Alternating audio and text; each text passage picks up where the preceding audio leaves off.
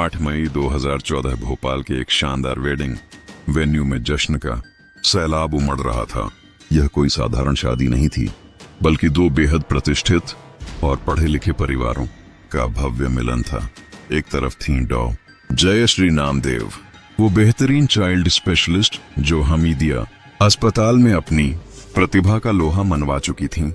दूसरी ओर उनके होने वाले पति डॉ रोहित, जो उसी अस्पताल के सर्जरी विभाग में अद्भुत सेवाएं दे रहे थे। यह जोड़ी एकदम परफेक्ट, हर मायने में एक आदर्श प्रेम कहानी थी। रात के लगभग 11 बज रहे थे। वो क्षण आ चुका था जिसका हर कोई बेसब्री से इंतजार कर रहा था। वरमाला का अद्भुत पल। स्टेज पर जयश्री आत्मविश्वास और खूबसूरती से भरी हुई, जैसे किसी राजकुमारी की तरह, और सामने डॉ रोहित मुस्कुराते हुए, जैसे कि दुनिया की सारी खुशियां उनके चेहरे पर बसी हों। वीडियो कैमरा उनकी हर एक अदाएं कैद कर रहा था। डेटा पॉइंट, यही फुटेज जो उस पल की खुशी को समेटने वाली थी, कुछ ही मिनटों में जघन्य अपराध का सबसे बड़ा सबूत बन जाने वाली थी। जयश्री ने रोहित के गले में वरमाला डाल दी। अब रोहित की बारी थी। जैसे ही उन्होंने वरमाला आगे बढ़ाई, भीड़ को चीरता हुआ एक अजनबी शख्स स्टेज पर चढ़ आया। उसकी आंखों में कोई झिझक नहीं थी, बल्कि एक बर्बर जुनून था, जैसे वह किसी फिल्म का खलनायक हो। उसने अपनी जैकेट की जेब से एक पिस्तौल निकाल ली। पलक झपकते ही उसने सीधा निशाना डॉ जयश्री के माथे पर लगाया। पहली गोली। लेकिन क्या हुआ? गोली उसके माथे को छूते हुए जयश्री के गले को चीरते हुए बाहर निकल गई। खून का फव्वारा स्टेज पर उछला, और जिस दुल्हन के चेहरे पर कुछ पल पहले मुस्कान थी, वो अब खून से लथपथ जमीन पर गिरी थी। डॉ रोहित ने तुरंत प्रतिक्रिया दी। वो कातिल की तरफ लपके, जैसे एक सच्चे नायक की तरह, ताकि उसे रोका जा सके। लेकिन कातिल ने रोहित पर भी गोली चलाई। हाथापाई हुई। रोहित ने जैसे तैसे कातिल का हाथ ऊपर धकेला। गोली हवा में चली और एक अन्य मेहमान को जा लगी, जिससे वह गंभीर रूप से घायल हो गया। इससे पहले कि कातिल खुद को संभाल पाता, शादी में मौजूद मेहमानों की भीड़ उस पर टूट पड़ी। वे उसे इतना मारते रहे कि वो उसी स्टेज पर लहूलुहान होकर बेहोश हो गया। अब माहौल बदल चुका था। चारों तरफ सन्नाटा था, केवल जोर जोर से रोने की आवाजें थीं। रोहित, जो कुछ ही क्षण पहले दूल्हा बनने वाले थे, अब अपनी प्रेमिका का सिर थामे उसे होश में लाने की नाकाम कोशिश कर रहे थे। जल्द ही जयश्री को अस्पताल ले जाया गया, जहां डॉक्टरों ने उन्हें मृत घोषित कर दिया। गोली इतनी घातक थी कि उनकी मौत मौके पर ही हो गई थी। पुलिस क्राइम सीन पर पहुंची। उनके लिए यह केस शुरुआत में कोई पहेली नहीं था। अपराधी मौके पर था, बेहोश हालत में। गवाहों की भीड़ थी, और सबसे महत्वपूर्ण, घटना की वीडियो रिकॉर्डिंग भी मौजूद थी। लेकिन पुलिस का काम सिर्फ कातिल को पकड़ना नहीं था, बल्कि उसके मकसद को जानना भी था। जांच टीम ने स्टेज की एक एक चीज खंगाली। उन्हें स्टेज पर पड़े फूलों, कपड़ों और फैले हुए खून के बीच एक छोटा सा खोखा खाली कारतूस मिला। यह देशी कट्टे पिस्तौल से चली गोली का सबूत था। क्या किसी ने सोचा था कि एक शादी का ऐसा भव्य पल इस तरह से बर्बाद हो जाएगा? क्या यह सिर्फ एक खौफनाक इत्तेफाक था, या इसके पीछे कोई गहरा राज था? पुलिस के लिए पहला काम था उस हमलावर की पहचान करना, जिसे भीड़ ने इतनी बुरी तरह पीटा था कि उसका चेहरा भी सूज गया था। उसे तुरंत अस्पताल ले जाया गया। कातिल की पहली कबूलियत। कुछ घंटों बाद जब हमलावर को होश आया, तो पुलिस टीम ने उससे पूछताछ शुरू की। पुलिस कड़क आवाज, तुम्हारा नाम क्या है? कातिल धीमी आवाज, अनुराग। पुलिस, तुमने ऐसा क्यों किया? कातिल ने जो जवाब दिया, उसने पुलिस को भी झकझोर दिया। उसने कहा, मैं उससे प्यार करता था। अनुराग ने पुलिस को बताया कि वह जयश्री से बहुत प्यार करता था, और जब उसने देखा कि वह किसी और की हो रही है, तो वह बर्दाश्त नहीं कर सका। उसने साफ कहा, जयश्री सिर्फ मेरी थी और मेरी ही रहेगी। मैं उसे मारना चाहता था, रोहित को मारना चाहता था, और उसके बाद खुद पर भी गोली चलाना चाहता था। यह एक जुनूनी आशिक का बयान था, लेकिन पुलिस को पता लगाना था कि यह अनुराग कौन है, और वह भोपाल में एक हाई प्रोफाइल शादी तक कैसे पहुंचा। शुरुआती जांच में पता चला। डेटा पॉइंट, ये LDDH का अपने दोस्त की बाइक लेकर सागर से आया था, और शादी में उसे आमंत्रित भी नहीं किया गया था। एक तरफा प्यार, एक जुनूनी आशिक, या इस कहानी में कोई अविश्वसनीय शर्मनाक सच छिपा था? पुलिस को जयश्री के पिता से बात करनी थी और उस रिश्ते की परत खोलनी थी जिसे समाज हमेशा पवित्र मानता है। पुलिस के सामने अनुराग का बयान मौजूद था। एक तरफा प्यार, लेकिन सिर्फ 20 साल का एक बैंक पीओ, प्रोबेशनरी ऑफिसर, सागर से बाइक चलाकर भोपाल आता है। 17,000 रुपए में देशी कट्टा, गैर कानूनी पिस्तौल किराए पर लेता है और एक हाई प्रोफाइल शादी को निशाना बनाता है। यह सिर्फ जुनून नहीं था, यह था पेशेवर कातिल जैसी तैयारी। पुलिस ने सबसे पहले कातिल के बयान की प्रामाणिकता पर संदेह किया। एक तरफा आशिक अपनी शिकार को मारने से पहले रिहर्सल नहीं करता, यह प्लानिंग थी। पुलिस को अब अनुराग की कहानी की नहीं, बल्कि जयश्री के परिवार के दृष्टिकोण की जरूरत थी। जांच टीम जयश्री के पिता घनश्याम नामदेव से मिली। पुलिस ने उनसे सीधा सवाल किया, क्या आप अनुराग नाम के इस शख्स को जानते हैं? घनश्याम जी ने सिर झुकाया और सिर्फ 3 शब्द कहे, हाँ मैं जानता हूँ। इसके बाद उन्होंने जो खुलासा किया उसने न सिर्फ पुलिस वालों को सदमे में डाल दिया, बल्कि भाई बहन के रिश्ते की मर्यादा को हमेशा के लिए तोड़ दिया। घनश्याम जी ने बताया कि अनुराग कोई अनजान आशिक नहीं, बल्कि उनकी सगी छोटी बहन अंगूरी बाई का बेटा था, यानी जयश्री का सगा मामा का लड़ेज का। रिश्ते में भाई घनश्याम जी एक बड़े भाई होने के नाते अपनी छोटी बहन और उनके बच्चों की मदद कर रहे थे। अनुराग की पढ़ाई लिखाई का पूरा खर्च उन्होंने उठाया। वे अनुराग को सागर से अपने घर भोपाल ले आए ताकि वह अच्छी शिक्षा पा सके। जब अनुराग का एक्सीडेंट हुआ तो जयश्री के परिवार ने ही उसे उसी हमीदिया अस्पताल में भर्ती कराया जहां जयश्री काम करती थी। यह सब स्नेह और सहानुभूति से शुरू हुआ था। जयश्री और उनका परिवार यह मानते हुए उसकी देखरेख कर रहा था कि वह उनकी बहन का बेटा है जिसका पति नहीं है। लेकिन अनुराग के दिमाग में ये स्नेह धीरे धीरे जहर बन रहा था।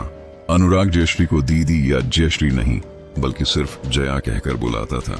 जयश्री को जल्दी ही महसूस हो गया था कि उसके मन में बहन के लिए सम्मान की भावना नहीं है, बल्कि एक हैवानियत भरी गंदी नजर है। वह खुद को मामा मामी कहने वाले इन संरक्षकों की बेटी को अपनी माशूका बनाना चाहता था। लेकिन जयश्री ने परिवार की इज्जत की खातिर कुछ नहीं कहा और अनुराग की पढ़ाई जारी रही। उसने कंपटीशन एग्जाम क्लियर किया, बैंक पीओ बन गया और सागर में उसकी पोस्टिंग हो गई। सागर जाने से पहले और वहां पहुंचने के बाद अनुराग बार बार फोन करके जयश्री को शादी के लिए मजबूर करने लगा। उसने कहा कि वह उससे बहुत प्यार करता है और उसी से शादी करेगा। अपने पिता घनश्याम जी को सब कुछ बता दिया। परिवार का सबसे बड़ा सबूत यहीं से मिलता है। घनश्याम जी ने अपनी बहन अंगूरी बाई को फोन किया और उसे अपने बेटे को समझाने को कहा। अंगूरी बाई ने एहसानों के बोझ तले दबी हुई भाई से कहा, भैया आप इसे सीरियसली मत लीजिए, मैं इसे समझाऊंगी। समाज क्या कहेगा, यह पागल है। यहीं पर एक गंभीर गलती हुई। समाज क्या कहेगा, इस डर से घनश्याम जी पुलिस के पास नहीं गए। उन्होंने इसे पारिवारिक मामला मानकर टाल दिया। इसी बीच जयश्री और रोहित की सगाई तय हुई। जब अनुराग ने सगाई की तस्वीरें देखी तो वह अंदर से जल भुन गया। उसने अपने मन में पाल रखा था कि वह अपनी बहन को अपनी पत्नी बनाएगा। अब उसका सपना टूट चुका था। उसने अपने मामा घनश्याम जी को डांटा, कहा कि उन्होंने बेटी की शादी जबरदस्ती की है। लेकिन घनश्याम जी की डांट का उस पर कोई असर नहीं हुआ। उसके दिमाग में एक ही बात थी, अगर जयश्री मेरी नहीं हो सकती तो किसी और की भी नहीं होगी। उसने तुरंत अपने खर्चे और प्लानिंग शुरू कर दी, जिसके सबूत पुलिस को उसकी फोन रिकॉर्ड्स और बैंक डिटेल्स में मिलने वाले थे। पारिवारिक टाल मटोल ने अपराधी को तैयारी करने का पूरा वक्त दे दिया था। अनुराग के एक तरफा आशिक होने का दावा और घनश्याम जी के भाई भतीजे के खुलासे के बाद कहानी ने भयानक मोड़ ले लिया था। अब पुलिस को सिर्फ एक भावनात्मक कारण नहीं, बल्कि ठोस आपराधिक सबूत चाहिए थे जो ये साबित कर सकें कि यह एक पूर्व नियोजित हत्या थी, न कि सिर्फ गुस्से में उठाया गया कदम।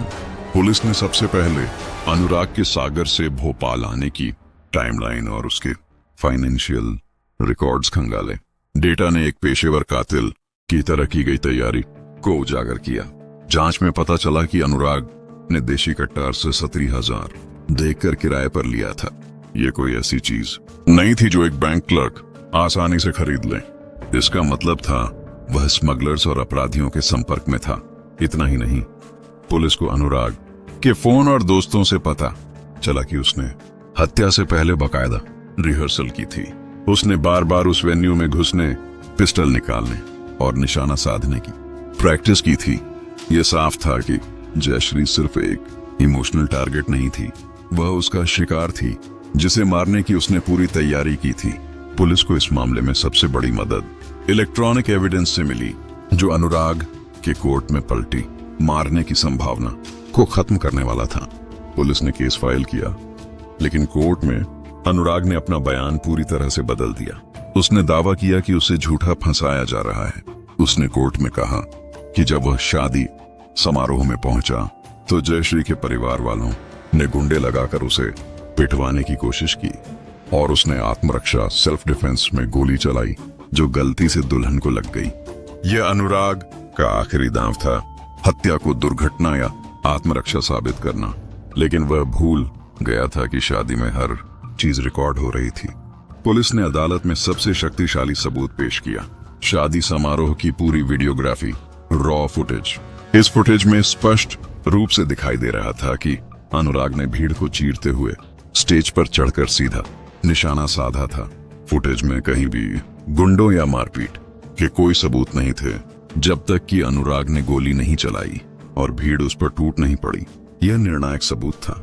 वीडियो ने अनुराग के झूठ की परतें उतार दी और यह साबित कर दिया कि जयश्री की मौत आत्मरक्षा में नहीं, बल्कि ठंडे दिमाग से की गई हत्या थी।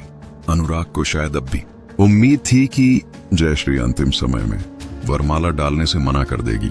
जब रोहित ने वरमाला डाली, उसे कोई दिक्कत नहीं हुई, लेकिन जैसे ही जयश्री ने पलटकर दूल्हे के गले में वरमाला डाली, अनुराग का नियंत्रण टूट गया।